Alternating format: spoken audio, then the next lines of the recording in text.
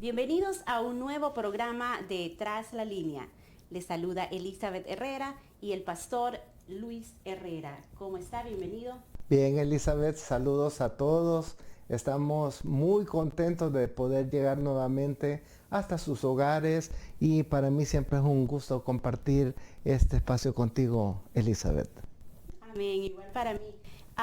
En el último programa estuvimos hablando de el equilibrio entre dos elementos, que era la experiencia y el conocimiento. Así es. Y esto significa que un cristiano es llamado a la obediencia, de lo que dice la palabra, a vivir en la palabra y por ende tener experiencias con ese conocimiento, ¿sí? Así es.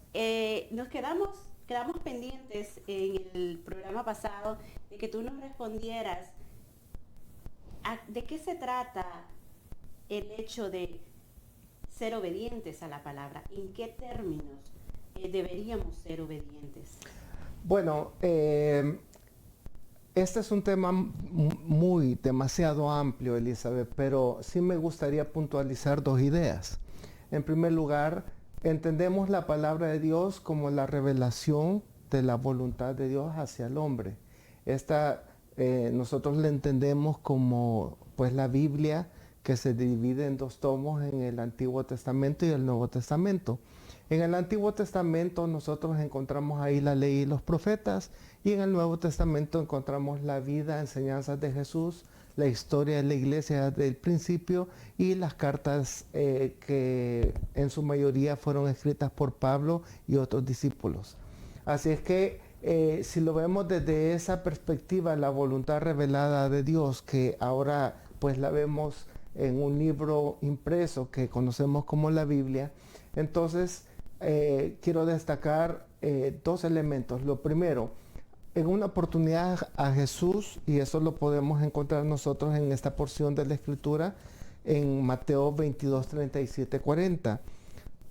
A Jesús le hicieron la siguiente pregunta a unos religiosos. Le dijeron, ¿en qué se resume la ley y los profetas?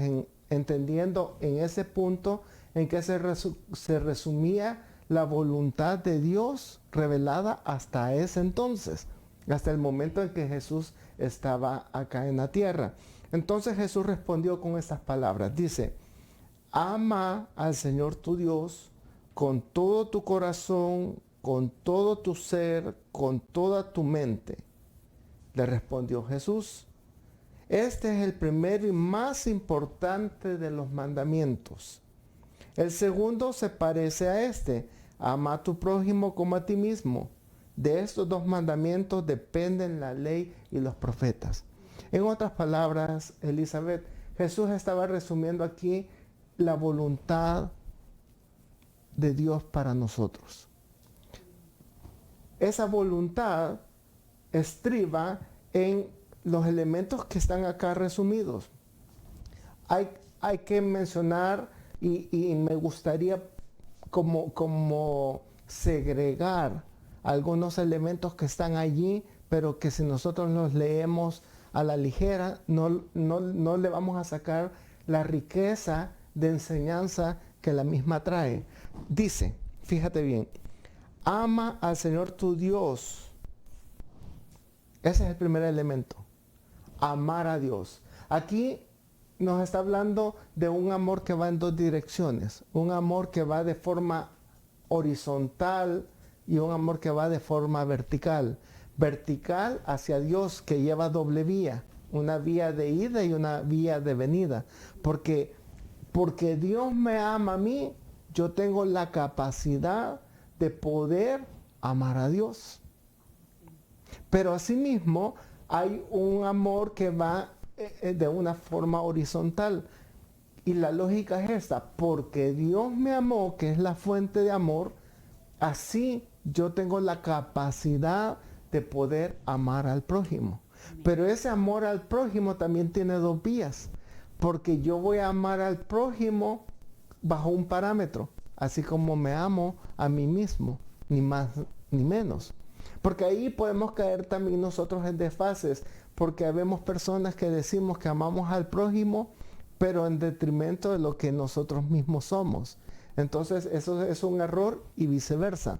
Pero el elemento esencial aquí es, como decíamos en la porción anterior o en el programa anterior, de que el fuselaje de la figura del avión que estamos utilizando es el amor. Porque como Pablo decía, de nada sirve que nosotros tengamos dones espirituales, pero si no tenemos amor, no tenemos nada. Porque la esencia de la voluntad, de aquí viene la palabra clave, la esencia de la voluntad de Dios para la vida del hombre es el amor. Por eso la máxima expresión de amor que Dios tuvo fue enviar a su Hijo, para que a través de Él nosotros pudiéramos tener acceso a ese amor tan inmenso que Dios nos tiene.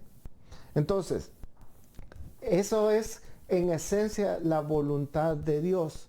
Pero la pregunta es, ¿cómo tiene que ser ese amor? Porque ahí dice claramente, y aquí es donde vamos a segregar algunos componentes, dice, ama al Señor tu Dios. ¿Cómo? Con todo tu corazón, con todo tu ser, con toda tu mente. Es bien importante que segreguemos esto por lo siguiente, porque nosotros entendemos la esencia del ser humano como tres componentes. Pablo así lo definió. Y esos tres componentes constitutivos del ser humano son el cuerpo, que es la parte material, el alma, que es lo que nos identifica a nosotros como seres individuales, y lo que es el espíritu, que es el aliento de vida que Dios nos dio, por el cual nosotros existimos. Ahí están los tres componentes. Dos de ellos son que no se pueden ver, inmaterial, y uno de ellos es material. Pero lo interesante es que dice que nuestro amor a Dios tiene que ser con toda nuestra alma, pero nosotros entendemos que el alma es todo nuestro ser interior. Pero además de eso dice que lo amemos con toda nuestra alma, con toda nuestra mente y con todo nuestro corazón. O sea que está haciendo una segregación ahí. Dice con todo tu corazón, con todo tu ser y con toda tu mente. ¿Por qué está segregando allí esos elementos cuando simplemente pudo haber dicho ámalo con todo tu corazón o con toda tu alma? Entonces, está haciendo ahí esa segregación porque nos está hablando de que nuestro amor, tanto hacia Dios como hacia el prójimo, tiene que ser un amor integral. Pero ¿cómo puede ser un amor integral? Lo que te está hablando ahí es que si definimos nuestro ser interior como nuestros pensamientos, nuestras emociones y nuestra voluntad, son esos tres elementos que entendemos como uno de los elementos constitutivos del ser, que es el alma o el corazón. Entonces, lo que está hablando ahí es que nuestro amor tiene que ser alineado de manera integral. Tú puedes pensar, por ejemplo, en el campo de tus emociones y decir, me propongo orar todos los días porque en mi razonamiento entiendo que la palabra de Dios me lleva a que debo de orar. Y lo haces un día, lo haces el día 2, lo haces el día 3. De ahí en lo sucesivo ya no lo haces. Entonces ahí ya no hay un alineamiento entre esos componentes de tu ser interior. Porque en tus pensamientos tú estás segura, estás convencida que tienes que orar. Pero ya en el campo de tus emociones, en los primeros 3 días tuviste la iniciativa de hacerlo. Porque las emociones, la mente te da el sentido de dirección, pero las emociones te dan el impulso, pero la personalidad te da la constancia. Entonces, cuando tú te defines que quieres orar, tú tienes el razonamiento y estás convencido de sí mismo de que así es. y empiezas a hacerlo. Entonces tus emociones ya se alinearon a tus pensamientos porque estás trabajando en hacer esos momentos de oración. Pero con el tiempo te falló la constancia. Entonces ahí perdimos ya una alineación de esos componentes internos de lo que entendemos como el alma o el corazón. Entonces por eso el Señor se encargó de segregar estos elementos para que entendiéramos nosotros de que es trascendental, que es importante que esa alineación exista. Significa que si yo sé que debo de orar, si yo me impulso a hacerlo, tengo que lograr la constancia. Y al hacer esos tres elementos, yo tengo alineado esos tres elementos de lo que entendemos nosotros como el corazón, como el alma. Entonces de esa manera sí estamos teniendo un amor integral a Dios. Porque también puede pasar un segundo caso, que tú estés convencida de que tienes que hacerlo, pero no tengas el impulso. Entonces, vas a estar convencida, pero nunca vas a tener el impulso. Entonces tus emociones no están alineadas a ese propósito. Entonces, así las cosas, lo que el Señor nos está diciendo es que tenemos que amar al Señor de una manera alineada con todos nuestros elementos constitutivos, y ese amor tiene que tener dos direcciones, hacia Dios y hacia el prójimo. Entonces, por eso Jesús dijo, así se resume la ley y los profetas. Pero hay otra porción que me gustaría destacar y es Mateo 28, 19, 20. Dice así. Esto está hablando de la gran comisión. Todos conocemos la gran comisión que Jesús le dio a sus discípulos y a todos aquellos que estaban siguiendo su causa. Les dijo, por tanto vayan y hagan discípulos a todas las naciones, bautizándolos en el nombre del Padre, del Hijo y del Espíritu Santo, enseñándoles a obedecer todo lo que les he mandado a ustedes, y les aseguro que estaré con ustedes siempre hasta el fin del mundo. Aquí nos está hablando Elizabeth de una trayectoria que inicia de la siguiente manera. Les dice a sus discípulos, id. No les está haciendo la pregunta, les está diciendo id, como un imperativo, una orden. Id por todo el mundo y predicar el evangelio.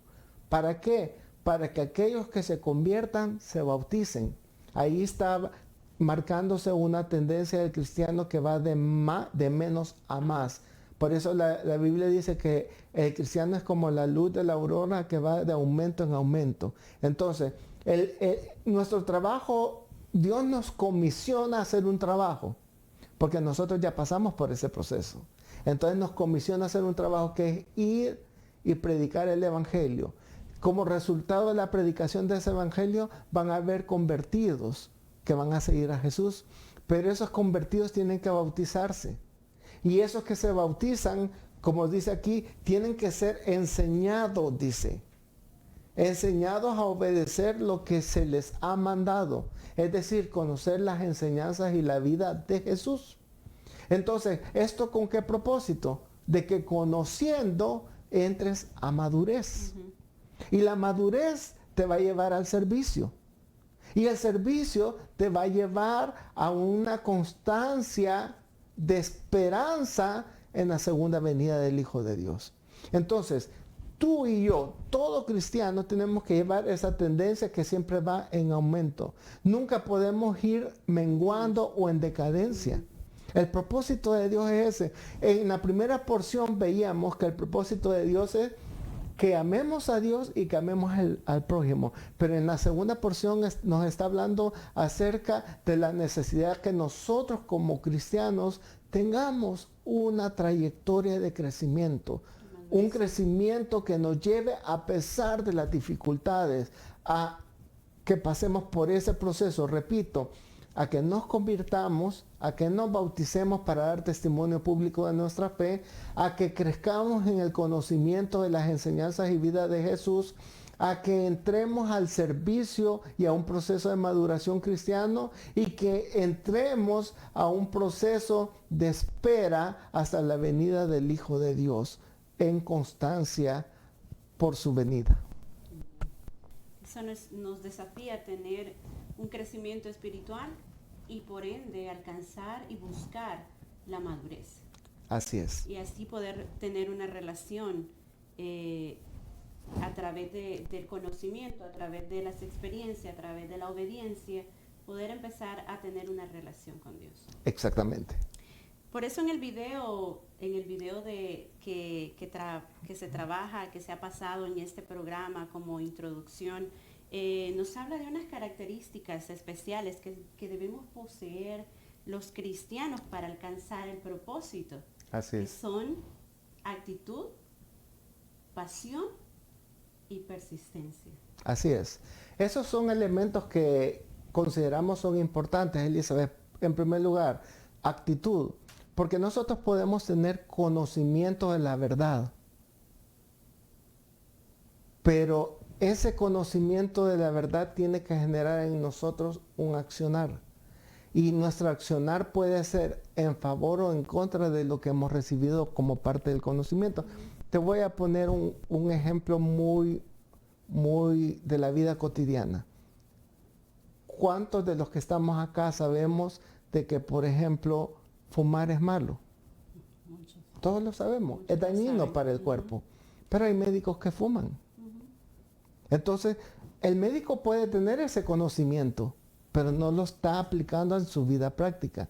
Entonces, por eso es necesario que nosotros tengamos la actitud correcta, porque al tener el conocimiento, al tener la experiencia, entonces eso tiene que provocar en nosotros una actitud correcta para que actuemos en coherencia a ese conocimiento que hemos adquirido. Por otro lado, estamos hablando de la persistencia. Es necesario que seamos constantes en los propósitos que estamos desarrollando, que estamos persiguiendo. Porque si no tenemos constancia, entonces vemos lo que hemos visto últimamente, Elizabeth, de que estamos viviendo un tiempo difícil. Personas, todos sabemos lo que ha significado esto del coronavirus, esta pandemia. Muchos cristianos han ido atrás. No han sido persistentes. Su fe no les ha permitido creer que aún en medio de la dificultad pueden continuar. En la iglesia del principio, cuando los cristianos eran perseguidos, matados, llevados al circo romano, los cristianos se definían. Estaban bien definidos porque tenían serias convicciones de quién era Jesús, como los mismos discípulos que fueron llevados al martirio. Ellos decían, no podemos dejar de decir lo que hemos visto y lo que hemos oído. Definitivamente, ellos tenían un compromiso, había una identidad con el Maestro, con Jesús, todo lo que habían experimentado en el tiempo que Él estuvo con ellos y les compartió y les enseñó, les marcó su corazón. Así Pero es. al igual hoy, el Señor nos ha dejado en su palabra todo lo que Él anhela para nosotros y lo que Él tiene para cada uno de nosotros. Es por eso tan importante que podamos tener estas actitudes correctas, el discernimiento para poder alcanzar esa madurez y así poder recibir las bendiciones que Dios tiene para nosotros, porque muchas veces no las recibimos porque nos quedamos estancados. A través de las diferentes situaciones que nos pasan, nos estancamos porque el temor quizás viene e intenta detenernos, y en vez de aferrarnos al Señor, aferrarnos a su palabra y a sus promesas, muchas veces retrocedemos. Así es. Es necesario realmente que seamos conscientes en esos tiempos difíciles que el Señor nos está motivando a su iglesia a poder dar un paso más y poder ser valientes, como lo fueron los discípulos de la iglesia del principio. Así es. Amén. Pues quisiera pasar a otra pregunta en esta noche, y algo que a mí me ha impresionado, porque vamos iniciando, este es nuestro segundo programa y creo que tiene mucho sentido que podamos abordar esta pregunta, pastor, y es: ¿por qué el nombre de Tras la Línea? ¿Qué le dio origen a ese nombre? Realmente ese nombre suena como muy desafiante. Así es. Ese es el propósito, Elizabeth. Mira, yo creo que en este tiempo, creo que los cristianos tenemos conciencia creo que el Espíritu nos da testimonio de eso, que estamos viviendo tiempos finales. Sí. Y en estos tiempos finales nosotros tenemos un fuerte desafío, y es que tengamos un nivel de evangelio que no sea conceptual. Es un tiempo donde nosotros tenemos un desafío, y en la palabra de Dios se nos reta, se nos habla claramente de cuál es ese desafío.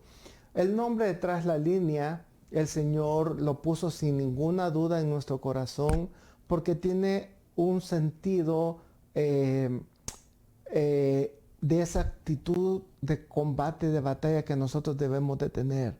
Porque el propósito que nosotros tenemos como iglesia es hacer avanzar el reino de Dios. Amén. Y en esa gestión, en esa dirección, entonces nosotros tenemos que tener una participación activa, ¿verdad? Sí. Entonces, cuando nosotros hablamos de Tras la Línea, el sentido de ese nombre es en dos direcciones. En primer lugar, en el sentido de una batalla. Cuando los ejércitos se reunían a un combate, estaban ambos ejércitos enfrentados, y había una línea que se le conoce como la primera línea de batalla. Entonces, el llamado de Dios no es que nosotros estemos en la retaguardia, sino que estemos plantados, y yo utilizo esta palabra, posicionados. Por eso el eslogan que nosotros tenemos, posicionados para hacer avanzar el reino de Dios, porque la idea del llamado de Dios es que como hijos de Dios nosotros nos posicionemos a primera línea, tras la línea de la batalla. ¿Para qué? Para hacer avanzar el reino de Dios. Pero también tiene otro sentido en lo que Dios ponía en nuestros corazones, y es el hecho de que tras la línea tiene un sentido, una connotación desde el punto de vista de la producción de fruto. Porque cuando tú vas a una fábrica, tú vas a un lugar donde se está procesando el fruto, tú vas a escuchar este término de la línea de producción, donde en una banda va pasando el producto, y ya sea que entra una maquinaria o el proceso es manual. Entonces hay una línea de producción donde la persona está directamente vinculado con el fruto para sacar un producto terminado. Entonces el sentido, como te menciono, es doble. En primer lugar, en un sentido de combate, de batalla, de estar tras la línea de fuego, y en otro sentido, el desafío de estar en una línea de producción generando fruto. Entonces, como cristianos tenemos que tener esa actitud de batalla y de producción de fruto tras la línea. Wow. Y se me viene algo también del tema, el eslogan posicionados. Porque pienso que es como un lugar al cual debemos procurar Exactamente. llegar, posicionarnos, establecernos en ese lugar donde Dios quiere tenernos. De verdad me encanta el eslogan posicionados para hacer avanzar el reino de Dios. Eso nos da sentido de actitud, lo que hablábamos anteriormente, una actitud activa que debemos tener para hacer avanzar el reino. Así y es. aquí vemos cómo se habla también de una parábola, que es la parábola de la levadura. Yo quisiera leer en Mateo 13:31, que dice, otra parábola, es el 33. Otra parábola les dijo, el reino de los cielos es semejante a la levadura, que tomó una mujer y escondió en 3 medidas de harina hasta que todo fuese leudado.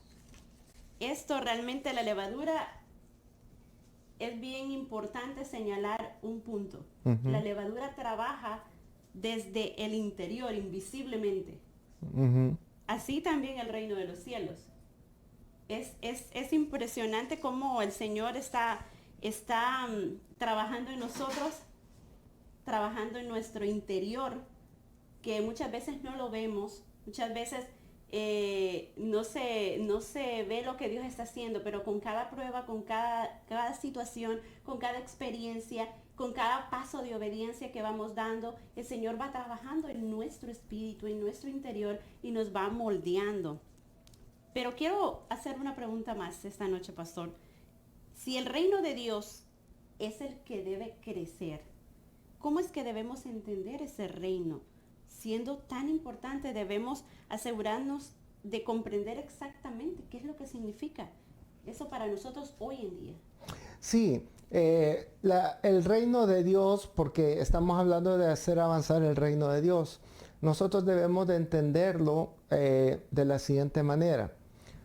Antes, un contexto de lo que la Biblia nos narra al respecto. Hay un sentido eterno del reino de Dios. Dios no es una criatura, no fue creado, Él siempre ha existido. Y Él es el Señor, Él es el Rey. Entonces hay un sentido de reino que es eterno. Nunca tuvo un inicio, nunca tuvo un final. Entonces ese es el sentido más amplio de la palabra. Pero también para entender el reino, estamos hablándolo como lo entenderíamos en lo terrenal. Hay un rey, hay un pueblo que gobernar, entonces hay un reino. Entonces, cuando tú te recordarás cuando Jesús inició su mensaje, su ministerio, el mensaje que él decía: arrepentidos porque el reino de los cielos se ha acercado. Entonces, esas palabras lo que traía es de que el reino de los cielos se ha acercado porque se estaba dando esa mezcla de la cual estoy hablando. Ya había un pueblo y ya había un rey. Ya había un reino que estaba siendo establecido, que se estaba iniciando en ese momento. Entonces ese es un aspecto del reino, digamos, puntual en un momento específico en el tiempo, que tuvo su inicio cuando Jesús vino y que tiene una trayectoria que es este periodo en el cual nosotros nos encontramos, y esa es la parte que más queremos destacar en este momento. Y es de que ese gobierno que Dios trajo ahora es el que nosotros tenemos en lo interior, en nuestro corazón. Entonces, el rey es Jesús. El reino somos nosotros, los hijos del reino. Y el gobierno es el que Dios tiene en cada uno de nuestros corazones, porque Él nos está moldeando, Él nos está procesando. Entonces, ¿con qué propósito? Con el propósito que lleguemos a un punto específico de nuestra madurez cuando Él venga. Y hay otro elemento del reino de Dios, y es el aspecto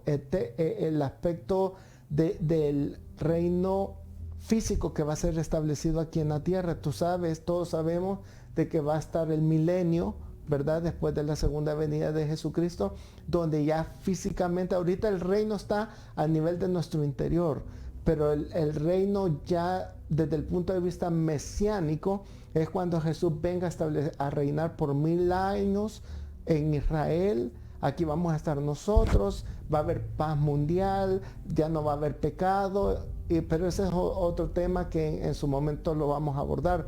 Pero ese ya es el aspecto del reino físico que va a estar aquí por 1000 años, y luego volvemos al reino eterno porque vamos a pasar a una eternidad con el rey. De esa manera entonces hemos descrito los tres elementos de lo que entenderíamos como el reino. Pero lo importante hoy por hoy es en la dispensación en la cual en este momento estamos, y es de que necesitamos obedecer a nuestro rey, necesitamos poner nuestro corazón a disposición de ese rey y entrar a procesos de obediencia a lo que nuestro rey nos dice. Excelente.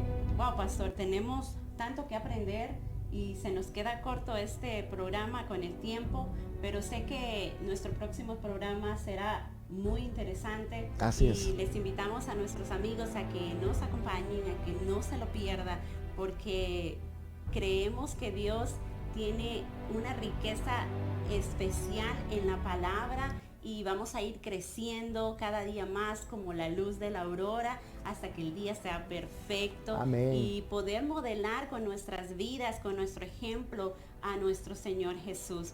Así Les es. invitamos también a que se unan a nuestro canal de YouTube. dele suscribirse para que usted esté recibiendo los nuevos videos que se van a ir subiendo.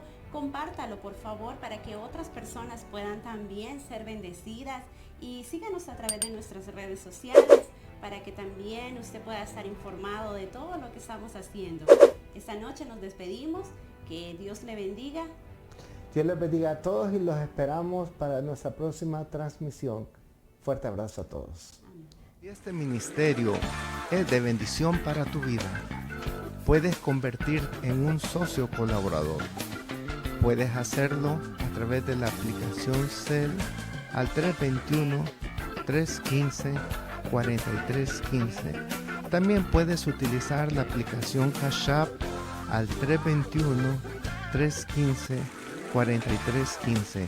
También puedes emitir un cheque a nombre de Restauración Orlando INC y puedes depositarlo a la cuenta del Banco Chase al número 5839 90 202.